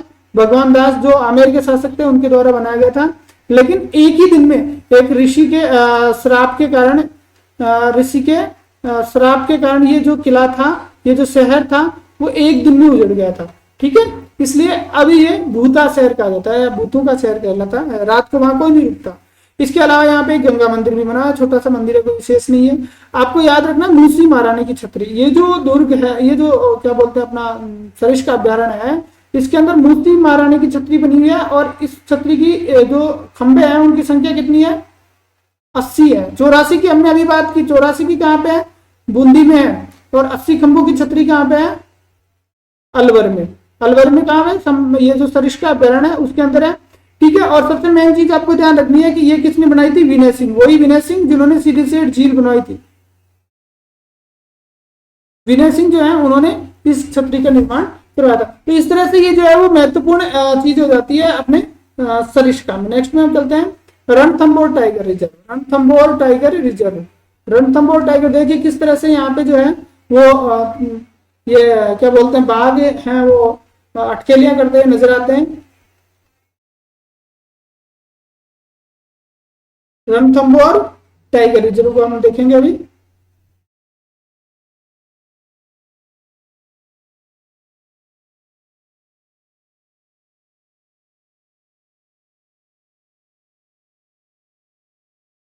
रणथंभौर टाइगर रिजर्व, सबसे मेन चीज, सबसे मोस्ट अगर क्वेश्चन यहाँ पे बनता है तो वो ये बनता है कि दो पर्वतमालाओं का आपस में मिलन होता है। दो पर्वतमालाओं का आपस में मिलन होता है और बहुत कम पुस्तकों में इस तरह की जानकारी हमको मिलती है। मोस्ट है अरावली और विंध्याचल। अरावली पर्वतमाला और विंध्याचल पर्वतमाला का जो मिलन जो है वो कहाँ पे होता है? रणथंभौर टाइगर रिजर्व में होता है। एक होता है Aravalli plus Vindhyachal,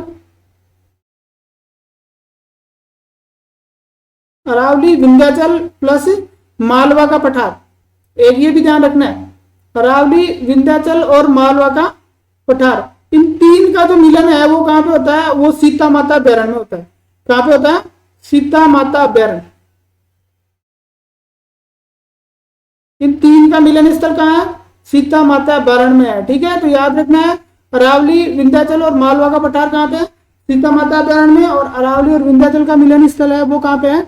Ranthambore tiger reserve में। अब इसके अंदर जो है ना रणथंभौर टाइगर रिजर्व में दो नदियां बहती है, बनास और चंबल। उत्तर पश्चिम में जो है बनास नदी बहती है और दक्षिण का जो भाग है उसमें चंबल नदी यहाँ पे प्रवाहित होती है। यहाँ पे कुछ तालाब बने हुए हैं, उन तालाबों के नाम आपको याद रखना है। तालाब का नाम मलिक तालाब, सॉरी पद्म तालाब। ये पद्म तालाब है, ये वही तालाब है जिसमें राजस्थान का प्रथम जल जोहर हुआ था। याद रखना है, राजस्थान का प्रथम जल जोहर, राजस्थान का प्रथम जल जोहर कहां पे हुआ था? रणथंभौर दुर्ग में। और रणथंभौर दुर्ग में था पद्म तालाब। उस पद्म तालाब के अंदर जो है वो राणा हमीर की पुत्री जो थी देवलदे, जिसका नाम था, पुत्री का नाम क्या था? देवलदे। देवलदे के आत्मोत्सर्ग की बहुत ही बड़ी कहानी है।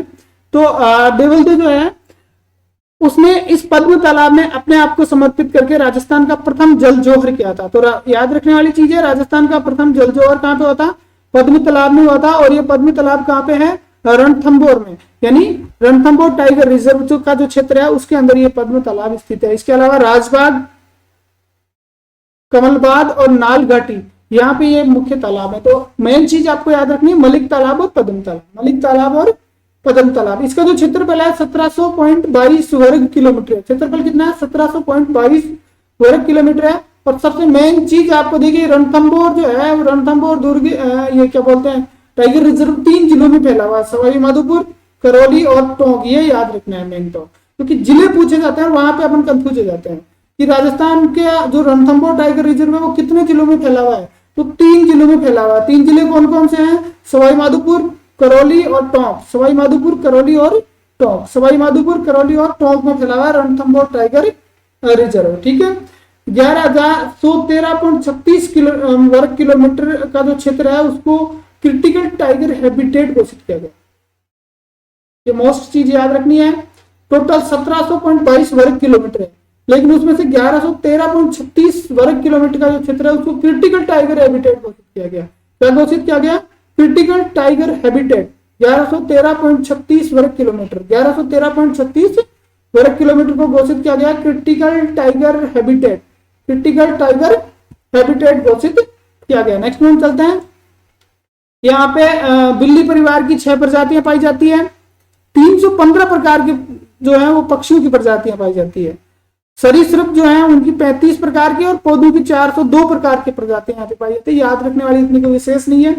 हमेशा 1 अक्टूबर से 30 जून तक ये खुला रहता है, ये ध्यान रखना बस, क्योंकि सिर्फ परीक्षा की दृष्टि से नहीं, पर्यटन की दृष्टि से भी महत्वपूर्ण बात है। आप जो है ना वो 30 जून के बाद में जाओगे तो फिर वहां पे आपको एंट्री नहीं होगी। तो 1 अक्टूबर से 30 जून तक ये खुला रहता है। ठीक है, 6 प्रकार की बिल्ली की प्रजातियां, 315 पक्षियों की प्रजातियां, 35 सरीसृप और 402 प्रकार के पौधे यहाँ पे पाए जाते हैं। ठीक है, तो ये हो गया अपना रणथंभौर टाइगर रिजर्व। मेन जो चीज इसमें याद रखने वाली जो थी वो जिले कि सवाई माधोपुर, करौली और टोंक में है, और एक तालाब जो जिसका नाम क्या है, पदम तालाब, उसको याद रखना है। ठीक है, नेक्स्ट में चलते हैं केवलादेव राष्ट्रीय उद्यान। केवलादेव राष्ट्रीय उद्यान देखिए 1956 में सबसे पहले तो ये कहां पे है, भरतपुर। ठीक है, 1956 में इसको रक्षित वन, ये जो टाइमलाइन है ना, इस टाइमलाइन को जरूर याद रखें आप, क्योंकि कई बार इस टाइमलाइन से क्वेश्चन पूछ लिए जाते हैं। 1956 में इसको क्या बनाया गया, रक्षित वन बनाया गया। 1981 में इसको राष्ट्रीय उद्यान घोषित कर दिया गया, और 1981 में इसको क्या घोषित कर दिया गया, रामसर साइट। अभी हमने पहले बात करी थी कि राजस्थान में रामसर साइट कितनी है, टोटल 2 है। तो पहले तो हो गया कौन सा, केवलादेव राष्ट्रीय उद्यान, और दूसरा मैंने कौन सा बताया था, सांबर झील। 1971 में जो रामसर शहर है ईरान का, वहां पे एक समझौता हुआ था जो वेटलैंड के रिजर्वेशन कंजर्वेशन के लिए था। तो उस के अंतर्गत जो जो स्थल आते हैं ना वो रामसर साइट्स कहलाते हैं। ठीक है, तो अभी राजस्थान अगर अपन पूरी बात करें इसमें क्या है, भारत में, तो भारत में टोटल 75 वेटलैंड्स है। वेटलैंड कितनी है, 75। ठीक है, 75 रामसर साइट है जिनको रामसर साइट घोषित किया गया, और उसमें से 2 किसमें है, राजस्थान में है। 2 कौन कौन सी है, एक केवलादेव है और दूसरा कौन सा है, सांबर झील है। ठीक है, तो 1981 में जब उसको राष्ट्रीय उद्यान घोषित किया गया और उसी समय इसको रामसर साइट घोषित कर दिया गया। इसके साथ साथ 1985 जरूर ध्यान रखें, 1985 में इसको प्राकृतिक विश्व धरोहर घोषित किया गया, प्राकृतिक विश्व धरोहर घोषित किया गया। ठीक है, प्राकृतिक विश्व धरोहर यूनेस्को द्वारा घोषित किया जाता है। किसके द्वारा घोषित किया जाता है, यूनेस्को द्वारा घोषित किया जाता है प्राकृतिक विश्व धरोहर। ठीक है, तो राजस्थान के केवलादेव एकमात्र है। एक आप ये भी ध्यान रख सकते हैं कि मोन्टेक्स रिकॉर्ड, मोन्टेक्स रिकॉर्ड जो है ना, इसके अंदर भी केवलादेव आता है। 3 चीजें आपको ध्यान रखनी है, केवलादेव राष्ट्रीय उद्यान वेटलैंड है, रामसर साइट के अंतर्गत आता है। ठीक है, एक चीज। दूसरी चीज, यूनेस्को ने इसको विश्व प्राकृतिक धरोहर घोषित किया है 1985 में, और मॉन्ट्रेक्स रिकॉर्ड में भी इसका नाम है। मॉन्ट्रेक्स रिकॉर्ड जो है ना वो भी पर्यावरण संरक्षण से संबंधित है, तो उसके अंदर भी इसका नाम है। तो पर्यावरण से रिलेटेड 3 चीजों में इसका नाम आ रहा है। पहला रामसर साइट्स है, दूसरा प्राकृतिक विश्व धरोहर है, और तीसरा मॉन्ट्रेक्स रिकॉर्ड में भी ये शामिल है। देखिए क्वेश्चन पूछा जाता है केवलादेव राष्ट्रीय उद्यान से संबंधित निम्न में से कौन से कथन सही है, और तीनों चीजें दी जाती है, आपको याद होना चाहिए। रामसर साइट भी है, प्राकृतिक विश्व धरोहर भी है, 1985 में बना, और मॉन्ट्रेक्स रिकॉर्ड में भी ये शामिल है। ठीक है, इसका जो क्षेत्रफल है 28.73 वर्ग किलोमीटर है। 375 प्रकार के पक्षी और 372 प्रकार के पौधे यहाँ पे पाए जाते हैं। 375 प्रकार के पक्षी और 372 प्रकार के पौधे यहाँ पे पाए जाते हैं। पानी जो है इसको कहां से मिलता है, 5 नबान से मिलता है, और यहाँ रखना है ये 5 नबान कौन सी नदी पे बना हुआ है, गंभीर नदी पे बना हुआ है। 5 नबान किस नदी पे बना हुआ है, गंभीर नदी पे बना हुआ है, जिससे इनको पानी मिलता है। ठीक है, नेक्स्ट है सीता माता अभ्यारण्य। सीता माता अभ्यारण्य जो मैंने अभी आपको बताया था, एक चीज ध्यान रखना, एक ही चीज मैंने यहाँ पे उड़न गिलहरी, सीता माता अभ्यारण्य की महत्वपूर्ण चीज उड़न गिलहरी। ठीक है, तो सीता माता अभ्यारण्य को पढ़ते हैं।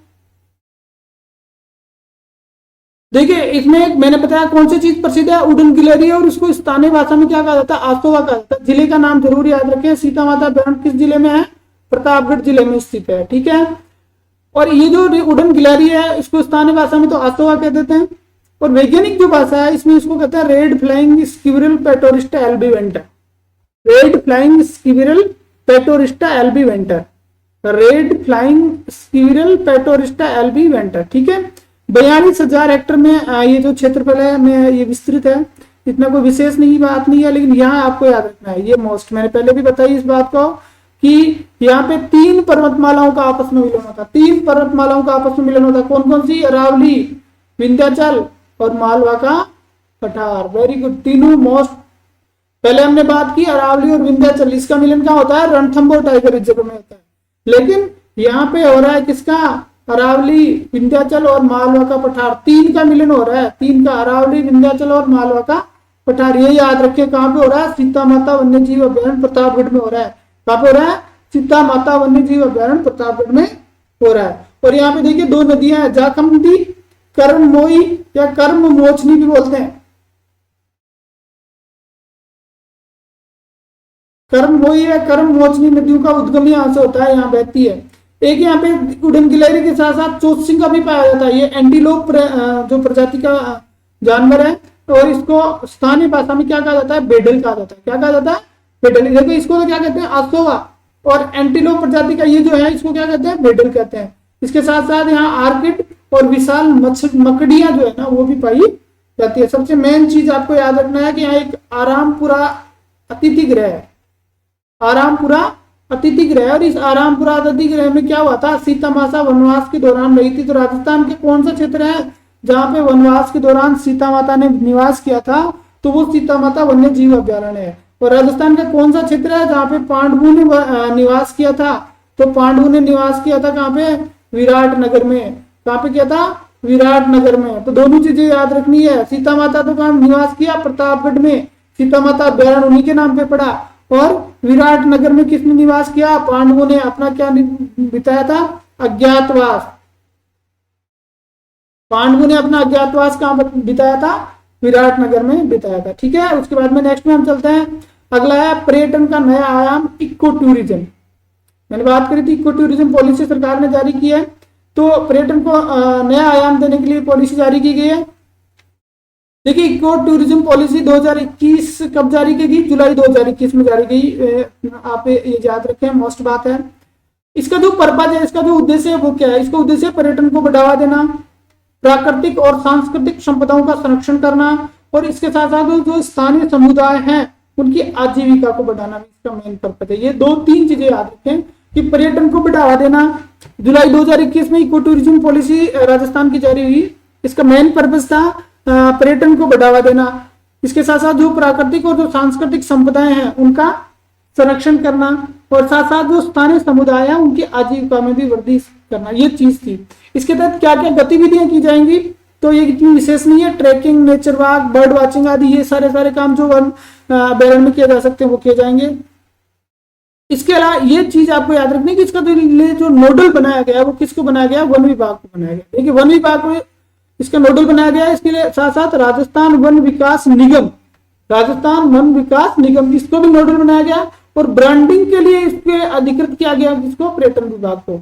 ब्रांडिंग कौन करेगा, देखिए वन विभाग और वन विकास निगम तो इसके लिए नोडल एजेंसी होंगे, लेकिन इस पॉलिसी की ब्रांडिंग करने के लिए कौन है, पर्यटन विभाग है। इसके साथ साथ इस पॉलिसी के तहत कुछ संस्थाओं का गठन किया गया है। उनका नाम आपको याद रखना है, इको टूरिज्म डेवलपमेंट सोसाइटी। पहली की कौन सी संस्था बनाएगी, इको टूरिज्म डेवलपमेंट सोसाइटी। दूसरी बनाएगी राजस्थान फॉरेस्ट डेवलपमेंट कॉरपोरेशन, और तीसरी बनाएगी डिस्ट्रिक्ट इको टूरिज्म कमेटी। 3 याद रखें। पहली इको टूरिज्म डेवलपमेंट सोसाइटी का गठन किया गया इस पॉलिसी के तहत। दूसरा राजस्थान फॉरेस्ट डेवलपमेंट कॉरपोरेशन का गठन किया गया, और तीसरा किया गया डिस्ट्रिक्ट इको टूरिज्म कमेटी का। डिस्ट्रिक्ट इको टूरिज्म कमेटी का गठन इसके तहत किया गया। ठीक है, तो ये थी राजस्थान की eco tourism policy, eco tourism policy. अब नेक्स्ट में चलते हैं। 44 नोटिफाइड वेटलैंड्स इन राजस्थान। बहुत ही महत्वपूर्ण चीज है, आपको कहीं नहीं मिलेगी ये चीज, बहुत ही महत्वपूर्ण है, आपको कहीं नहीं मिलेगी। राजस्थान में 44 नोटिफाइड वेटलैंड। देखिए दो चीजें याद रखनी है, एक तो रामसर साइट, किसी से भी प्रश्न पूछा जाता है कि वेटलैंड कितनी है तो सीधी सी बात आ जाती है कि 2 है, 2 है। तो 2 जो है ना वो वेटलैंड नहीं है, 2 तो क्या है, रामसर साइट है। 2 तो क्या है, रामसर साइट है। राजस्थान में टोटल जो वेटलैंड है वो कितनी है, 44 है। वो कितने डिस्ट्रिक्ट में, 19 डिस्ट्रिक्ट में, 19 जिलों में 44 वेटलैंड्स हैं, ठीक है। और सबसे ज्यादा वेटलैंड अगर पूछा जाए तो 12 जिले में है, 12 और 12 दोनों बराबर हो गए, 12 और 12। तो सबसे ज्यादा वेटलैंड कहाँ पे है, 12 जिले में 12। राजस्थान में टोटल कितनी है, 44 है। Which are known as the kidney of earth. ये जो वेटलैंड्स हैं उनको क्या कहा जाता है, पृथ्वी की किडनी कहा जाता है, पृथ्वी की किडनी कहा जाता है। तो जो ये जो 44 जो नोटिफाई वेटलैंड है राजस्थान में, इन 44 नोटिफाई वेटलैंड की जो लिस्ट है वो मैं आपको अपने टेलीग्राम ग्रुप पे डाल दूंगा, वहां से आपको ये मिल जाएगी, ठीक है। तो क्योंकि अब काफी बड़ी थी तो यहाँ डालने से कोई मतलब नहीं था। तो 45 याद रखना आपको, सबसे ज्यादा 12 में है, 12 और टोटल है 45, 19 जिलों में स्थित है। और इसको पृथ्वी की क्या कहा जाता है, किडनी कहा जाता है। लिस्ट आपको जो है हमारे टेलीग्राम चैनल पे आपको ये मिल जाएगी। नेक्स्ट में हम चलते हैं, अगला है जालाना। सबसे पहली बात है जालाना लेपर्ड रिजर्व। जालाना लेपर्ड रिजर्व जो है कहाँ पे स्थित है, जयपुर में स्थित है। तो ये कहा गया कि जब जयपुर जो है उस रियासत की स्थापना 1128 में हो गई। 14वीं से 18वीं शताब्दी तक इसका जो मुख्यालय था वो कहाँ पे रहा, स्टार्ट में इसका मुख्यालय आमेर में रहा। उसके बाद में महाराजा जयसिंह जी आए, उन्होंने जयपुर नगर की स्थापना की और इसका मुख्यालय कहाँ पे हो गया, जयपुर में हो गया। अब 1885 में उन्होंने क्या किया कि एक महक मोदूर नाम का व्यक्ति था, एक महक मोदूर नाम का व्यक्ति था, उसको उप वन संरक्षक यहाँ पे नियुक्त किया। जालाना क्षेत्र में या जयपुर क्षेत्र में उप वन संरक्षक नियुक्त किया। इसने क्या किया कि इसने 2 प्रकार से वनों का वर्गीकरण किया, एक जैविक दबाव के आधार पर और दूसरा इसने क्या, स्थानीय समुदाय के अधिकार के आधार पर। एक जैविक दबाव के आधार पर और दूसरा क्या था, स्थानीय समुदाय के अधिकार के आधार पर, ठीक है। इसके साथ साथ कर्नल केसरी सिंह जी जो थे उन्होंने एक किताब लिखी थी, hits on the tiger shooting, hits on tiger shooting. किताब का नाम याद रखें, आपको ध्यान रखना है। पहला उप वन संरक्षक कौन बनाया गया था, महक मोदूर को बनाया गया था। उसने 2 प्रकार से वर्गीकरण किया था वनों का, जिनको आधार क्या बनाया गया, एक का जैविक दबाव और दूसरे का बताया था स्थानीय समुदाय के अधिकार, ठीक है। दूसरा है हिट्स ऑन टाइगर शूटिंग। ये किसकी पुस्तक थी, कर्नल केसरी सिंह की पुस्तक थी। 1962 में जालाना जो है उसको आरक्षित क्षेत्र घोषित किया गया और वर्तमान में जयपुर में 2 लेपर्ड सफारी, कितनी लेपर्ड सफारी है, 2 लेपर्ड सफारी। टोटल जो है वो इसमें जयपुर में जो है वो 4 सफारी है, 2 लेपर है, 2 तो लेपर्ड की हो गई, एक हो गई इसमें क्या बोलते हैं टाइगर वाली और एक हो गई हाथी।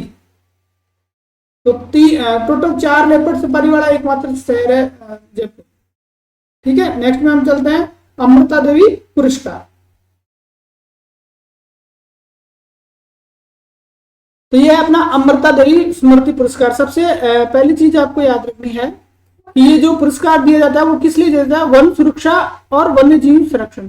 वन सुरक्षा और वन्य जीव संरक्षण के क्षेत्र में यदि कोई व्यक्ति या संस्था, 3 अलग अलग श्रेणियां इसमें है, एक संस्थागत होता है, एक व्यक्तिगत होता है, ठीक है।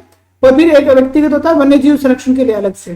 तो 3 प्रकार के 3 श्रेणी में दिए जाते हैं कि कोई व्यक्ति या संस्था वन्य सुरक्षा या वन्य जीव संरक्षण के क्षेत्र में अच्छा काम करती है तो उसके लिए फिर 3 श्रेणी में अलग अलग पुरस्कार दिए जाते हैं। तो देखिए आपको यहाँ पे ध्यान रखना है कि संस्थागत श्रेणी जो है उसमें तो 1 लाख रुपए दिए जाते हैं, संस्थागत श्रेणी में तो 1 लाख रुपए दिए जाते हैं, ठीक है। और व्यक्तिगत श्रेणी में जो है वो 50,000 रुपए दिए जाते हैं। इसके साथ साथ एक अलग से व्यक्तिगत श्रेणी बनाई गई है वन्य जीव संरक्षण के, स्पेशल वन्य जीव संरक्षण के लिए कोई काम करता है तो उसको 50,000 रुपए दिए जाते हैं, ठीक है। तो वन संरक्षण के लिए सुरक्षा की दृष्टि से या वनों के विकास की दृष्टि से कोई काम करता है तो उसको तो दिए जाते हैं संस्था को लाख रुपए और व्यक्ति को 50,000 रुपए। लेकिन वन्य जीव संरक्षण में सिर्फ व्यक्ति को दिए जाते हैं, वो कितने दिए जाते हैं, 50,000 रुपए दिए जाते हैं, ठीक है। इसके जो मापदंड है उस मापदंडों को भी एक बार हम देखेंगे कि किसी संस्था को दिया जाएगा, कब दिया जाएगा कि उस संस्था ने 3 वर्ष तक वृक्षों की सुरक्षा के लिए बहुत अच्छा काम किया हो और लगभग 20,000 वृक्ष लगाकर उनको 3 वर्ष तक बन पाया हो। ये एक संस्था के लिए मापदंड है। संस्था को कब दिया जाएगा कि उसने 3 वर्ष तक वृक्षों की सेवा करी हो और 20,000 पौधे लगाए और नहीं लगाए और सिर्फ लगाने से काम नहीं चलेगा, उनको 3 साल तक उनकी सुरक्षा भी करी है, उनको पनपाया भी है, क्योंकि 3 साल बाद में तो पौधा अपने आप पनप जाता है। ठीक है, व्यक्ति के लिए अगर हम मापदंड को देखें तो 5,000 पौधे लगाए और 3 साल तक उनकी देखभाल करिए। संस्था के लिए कितने पौधे हैं? 20,000। और व्यक्ति के लिए कितने पौधे हैं? सिर्फ 5,000। तो 5,000 पौधे उसने लगाए और 3 साल तक उसने अच्छी तरह से उसकी देखभाल करी है। तो ऐसे जो लोग हैं उन लोगों को, इसके साथ साथ अगर कोई वन्य जीव या वन सुरक्षा की दृष्टि से असाधारण कार्य करे, जैसे मान लीजिए आग लग गई या और कोई एक्सीडेंटल चीज है और उसमें उसने बहुत अच्छा काम किया, तो उनको अमृता देवी समृद्धि पुरस्कार दिया जाता है। 1 लाख संस्था को दिया जाता है और 50,000 व्यक्तिगत रूप से दिया जाता है। तो ये याद रखना। ठीक है, अगला है पेंशनर के खातों में राशि का हस्तांतरण। देखिए अभी सरकार ने जो है वो न्यूनतम पेंशन को बढ़ा के कितना कर दिया? न्यूनतम पेंशन को बढ़ा के कर दिया अपना 1,000। तो जो माननीय मुख्यमंत्री महोदय उन्होंने एक साथ जो है उनके खातों में पेंशन का हस्तांतरण किया। तो कितने पेंशनर्स के गए? 51,21,969 पेंशनर्स के खाते में 1,05,41,28,28,750 रुपए। कितना याद रखने वाली जरूरत भी नहीं है, होगा भी नहीं है। ठीक है, तो इतने पैसे उन्होंने एक साथ ट्रांसफर किए। ये याद रखना है कि न्यूनतम पेंशन जो है वो कितनी कर दी है? 1,000 रुपए कर दिए न्यूनतम पेंशन। तो अगला अपना है ये टॉपिक, कुछ एक्ट जो है वो राजस्थान सरकार ने पास किए हैं, उनकी विशेषताएं देखते हैं। पहला है राजस्थान सोसाइटी संशोधन विधेयक 2023। राजस्थान सोसाइटी संशोधन विधेयक 2023 19 जुलाई को पारित हुआ। तारीख याद रखने की कोई जरूरत नहीं है, मेन चीज आपको यहाँ ये याद रखनी है कि 2001 का जो राजस्थान सोसाइटी विधेयक था, उस विधेयक की जो धारा 63 जो है उसकी धारा 3 को हटाया गया। 63(3) को जो है वो हटाया गया। अब उसके हटाने से क्या हुआ कि जो रजिस्ट्रार हैं वो बिना कोर्ट की अनुमति के ही, बिना न्यायालय की अनुमति के ही जो है वो सोसाइटी जो है, जो सोसाइटियां होती है जो कॉलोनी डेवलप करती है, उनके संपत्ति और अभिलेखों की तलाशी ले सकेंगे। पहले क्या होता था कि पहले अगर उनकी तलाशी लेनी होती थी तो न्यायालय से अनुमति लेनी पड़ती थी। अब ये 63(3) का संशोधन किया गया। 63(3) में संशोधन किया गया। सोसाइटी अधिनियम 2001 की धारा 63(3) में संशोधन किया गया और अब जो है वो रजिस्ट्रार को अधिकृत कर दिया गया तो वो बिना न्यायालय की अनुमति के जो सोसाइटियां हैं, जो डेवलपर्स हैं, उनकी अभिलेख यानी उनके दस्तावेज और उनकी जो संपत्ति है उसकी तलाशी ले सकते हैं, अगर उन्हें ये लगता है कि यहाँ पे किसी प्रकार का गबन करने की या किसी प्रकार की अवैध गतिविधि की संभावना है। ठीक है, उसके बाद में अगला राजस्थान संगठित अपराध नियंत्रण विधेयक 2023, इसको राकोका बोलते हैं। ठीक है, तो सबसे पहले ध्यान रखना है 18 जुलाई को ये पारित हुआ, तो वो भी तारीख कोई विशेष नहीं है, लेकिन ये क्या है, ये है क्या, तो अगर कोई संगठित रूप से अपराध करता है, यानी 2 या 2 से अधिक लोग जो है वो मिलकर संगठित होकर कोई गिरोह बनाते हैं और उसमें अपराध को अंजाम देते हैं, तो उस अपराध के दौरान जो संपत्ति अर्जित की गई है, ठीक है, उस सारी संपत्ति को जब्त किया जाएगा और उसके साथ साथ विशेष न्यायालयों की स्थापना की जाएगी, विशेष कोर्ट स्थापित किए जाएंगे जो इन संगठित अपराधों के विरुद्ध त्वरित निर्णय देंगे, जो त्वरित कार्रवाई करेंगे, त्वरित सुनवाई करेंगे। इसके साथ साथ विशेष एपीपी जो है ना, वो पब्लिक प्रोसिक्यूटर जो है उनकी भी नियुक्ति की जाएगी। ये राजस्थान में आपको मेन चीज जो इसमें ध्यान रखनी वो ये है कि राजस्थान ये करने वाला चौथा राज्य है। राजस्थान ये करने वाला चौथा राज्य है, पहला महाराष्ट्र, दूसरा कर्नाटक और गुजरात, और राजस्थान कौन सा होगा, चौथा। ये संख्या जरूर याद रखे, बाकी कुछ नहीं रहेगी तो चलेगा कि राजस्थान राकोका जो है, राजस्थान संगठित अपराध नियंत्रण विधेयक 2023 को लागू करने वाला राजस्थान कौन सा राज्य है, तो राजस्थान चौथा राज्य है। राजस्थान कौन सा राज्य है, चौथा राज्य है। उससे पहले महाराष्ट्र, कर्नाटक और गुजरात ने इसको लागू कर दिया है। इसके अलावा जो है अपने बात की कि एपीपी सरकार जो है 5 जगह एपीपी कार्यालय खोलेगी। ठीक है, असिस्टेंट पब्लिक प्रोसिक्यूटर कार्यालय खोलेगी जायल नागौर में, रायसिंह नगर गंगानगर में, फागी जयपुर में और खेतड़ी झुंझुनू में। ये नाम याद रखना है, जायल नागौर, रायसिंह नगर श्री गंगानगर, फागी जयपुर और खेतड़ी झुंझुनू। यहाँ पे जो है वो एपीपी कार्यालय, नवीन एपीपी कार्यालय खोले जाएंगे। इसके साथ साथ नेक्स्ट है राजस्थान न्यूनतम आय गारंटी विधेयक 2023। इसको कब पारित किया गया, 21 जुलाई 2023 को पारित किया गया। मैंने बताया एक तो इन्होंने न्यूनतम क्या कर दिया, पेंशन, न्यूनतम पेंशन लागू कर दी, कितनी, 1,000। उसके अलावा 125 दिन का रोजगार सुनिश्चित कर दिया, जो ग्रामीण क्षेत्र है उसमें तो किस में देंगे, नरेगा में दे देंगे, और जो शहरी क्षेत्र है वो उसमें IUAY में दे देंगे, इंदिरा गांधी शहरी रोजगार गारंटी योजना में दे देंगे, और 1,000 रुपए न्यूनतम पेंशन दे देंगे। तो इस तरह से कुल मिलाकर जो है वो तीनों चीजों को मिलाकर न्यूनतम अनुमान जो आय गारंटी विधेयक पारित किया गया। इसके अलावा मेन चीज अभी ये लागू हुई है, मोस्ट है विश्वकर्मा कामगार कल्याण योजना। विश्वकर्मा कामगार कल्याण योजना, इसमें 1 लाख लोगों को, देखिए कितने, 1 लाख लोगों को स्वरोजगार उपकरण के लिए 5-5 हजार रुपए दिए जाएंगे। ये संख्या याद रखनी है भाई, 1 लाख लोगों को स्वरोजगार, एक योजना चलती है कलाकार प्रोत्साहन योजना, कलाकार वाली, उनको भी 5-5 हजार दे रहे हैं, ठीक है, और यहाँ पे इनको भी 5-5 हजार रुपए दिए जाएंगे। किसको, विश्वकर्मा कामगार कल्याण योजना में। उसके बाद में अंग प्रत्यारोपण, बहुत ही महत्वपूर्ण चीज है, मोस्ट इंपोर्टेंट मान के चलिए इसको, और ये जो है किसके तहत है, चिरंजीवी स्वास्थ्य बीमा योजना। तो चिरंजीवी बीमा योजना जो है उसके अंदर एक नया कंटेंट जोड़ा गया। चिरंजीवी योजना में नई चीज जोड़ी गई है कि अगर कोई अंग प्रत्यारोपण करवाना चाहता है तो वो राज्य के बाहर भी अंग प्रत्यारोपण करवा सकता है। लेकिन कैसे, कि जो मेडिकल कॉलेज है, मेडिकल कॉलेज में ट्रांसप्लांट इवैल्यूएशन कमेटी है, ट्रांसप्लांट इवैल्यूएशन कमेटी वो सिफारिश करेगी कि हाँ इस आदमी को फला ऑर्गन जो है वो ट्रांसप्लांट कराने की जरूरत है, तो उस आदमी के लिए जो है वो दूसरे राज्यों में जाकर भी वो वहां से करवा सकता है, और उसको उस राशि का क्या हो जाएगा, पुनर्भरण हो जाएगा। जितने पैसे खर्च होंगे उतने पैसे उसको वापस सरकार दे देगी। अब आपको यहाँ याद रखना कि 1 लाख तक हवाई यात्रा का भी प्रावधान है कि अगर व्यक्ति को हवाई जहाज से ले जाना पड़े, है ना, बाई एयर ले जाना पड़े, तो 1 लाख रुपए तक इसमें देने के प्रावधान है। अगर कमेटी को लगता है, ट्रांसप्लांट इवैल्यूएशन कमेटी को लगता है कि विशेष परिस्थिति ऐसी है कि व्यक्ति के पास पैसे नहीं है, तो 50% राशि अग्रिम भी दी जा सकती है। जो पैकेज की टोटल राशि है उसकी 50% राशि एडवांस भी दी जा सकती है। और 37 अंग प्रत्यारोपण के जो 37 पैकेज और कोक्लियर इम्प्लांट के 5 पैकेज वर्तमान में इसमें लागू है। ये दोनों चीजें मोस्ट है, याद रखना। तो ये सबसे मेन चीज आप याद रखना, क्योंकि चिरंजीवी स्वास्थ्य बीमा योजना से अगर प्रश्न पूछा जाता है तो वो प्रश्न इस तरह से ही आएगा। क्यों आएगा, क्योंकि ये नई चीज है। चिरंजीवी स्वास्थ्य बीमा को हम काफी समय से पढ़ते आ रहे हैं कि अंग प्रत्यारोपण के लिए राज्य से बाहर अब जा सकते हैं, उसके लिए ट्रांसप्लांट इवैल्यूएशन कमेटी की सिफारिश लेनी पड़ेगी, और आने जाने के लिए 1 लाख का हवाई यात्रा का खर्चा दिया जाएगा। 50% जो है वो पैकेज की राशि पहले भी दी जा सकती है अगर ऐसा लगे। और अंग प्रत्यारोपण के लिए कितने पैकेज हैं, 37 पैकेज है, और 5 पैकेज है कोक्लियर इम्प्लांट के लिए। अंग प्रत्यारोपण के लिए 37 पैकेज है और 5 पैकेज है कोक्लियर इम्प्लांट के लिए। पिछली बार RS प्री में पूछा गया था कि चिरंजीवी स्वास्थ्य बीमा योजना के तहत टोटल कितने पैकेज है, तो उस टाइम पे 1576 पैकेज थे, 1576 पैकेज थे, ठीक है। तो आपको ये ध्यान यहाँ पे रखना है। और नेक्स्ट में अपना है पर्यावरण संरक्षण के लिए प्रयास। तो पर्यावरण संरक्षण के लिए और कौन कौन से प्रयास यहाँ पे हो रहे हैं, तो उनको एक बार हम देख लेते हैं कि 5 जून को क्या मनाया जाता है, विश्व पर्यावरण दिवस मनाया जाता है। पर्यावरण संरक्षण के लिए 5 जून को क्या मनाया जाता है, विश्व पर्यावरण दिवस मनाया जाता है। और सबसे बड़ी बात, ये कौन मनाता है, किसके द्वारा लागू किया गया, United Nation Environment Programme UNEP के द्वारा। UNEP जो है वो 5 जून को विश्व पर्यावरण दिवस मनाया जाता है। 2023 का जो था उसकी थीम थी, ये थीम याद रखें, प्लास्टिक प्रदूषण पर प्रहार, beat the plastic pollution, beat the plastic pollution, beat the plastic pollution, इसको याद रखें।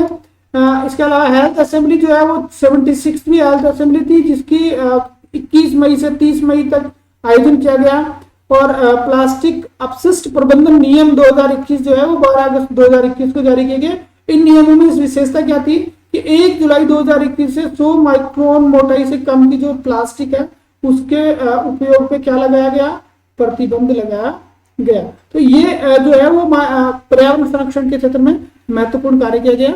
तो ये था आज का अपना राजस्थान सुजस जुलाई का। आप जो है इसको एक बार अच्छी तरह से देखिए, क्योंकि RS जो प्री का अपना सिलेबस जिसको अपने स्टार्ट में डिस्कस किया है उस सिलेबस में निश्चित रूप से ये कहीं ना कहीं 1-2 क्वेश्चन इसमें आने की पूरी संभावना है। तो इसके साथ साथ एक बार फिर से आपसे रिक्वेस्ट कि आप जो है वो अपने चैनल को लाइक, सब्सक्राइब, कमेंट, शेयर जो कर सकते हैं आप करें, ठीक है। इसके साथ साथ नेक्स्ट अपने वीडियो लेके फिर उपस्थित होंगे। धन्यवाद।